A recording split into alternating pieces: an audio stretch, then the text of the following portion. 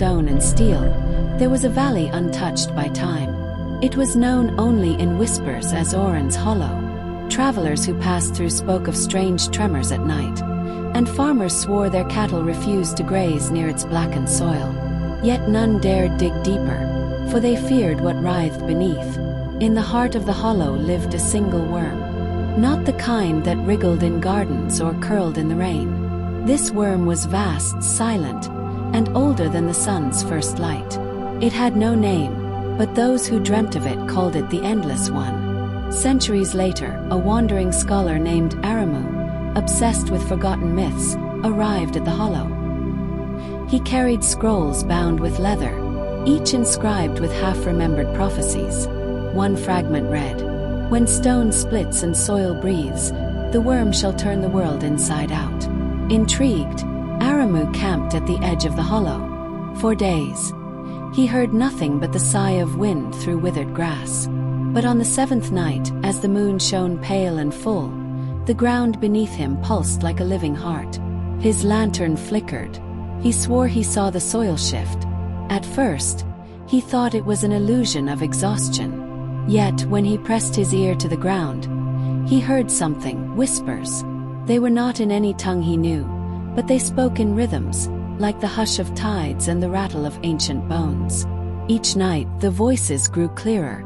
They promised him knowledge beyond the stars, the secrets of creation, and dominion over the living and the dead. But they demanded something in return, a sacrifice of memory. Aramu, driven by hunger for truth, agreed. The first memory the worm took was of his childhood, the warmth of his mother's voice, the laughter of his siblings, gone. In exchange, he received visions. He saw roots that twisted like veins beneath the hollow, glowing with an otherworldly fire. The second memory taken was of his own name. He could no longer recall who he was, but he gained the ability to hear the language of earth itself.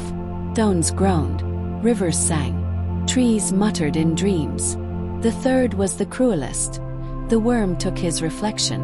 When he gazed into water or a polished blade, he saw only darkness where his face should be. Yet in return he learned the truth, that the worm was no mere beast, but a bridge between worlds. As centuries of forgotten time passed in his mind, the worm stirred.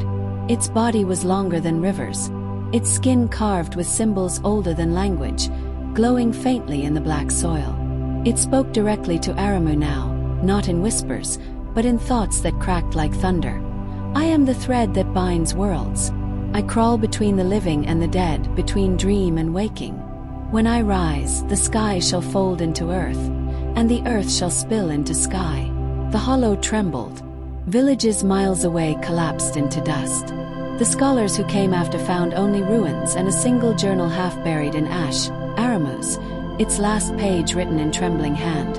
The worm does not eat flesh, it eats time. It devours memory, until nothing remains.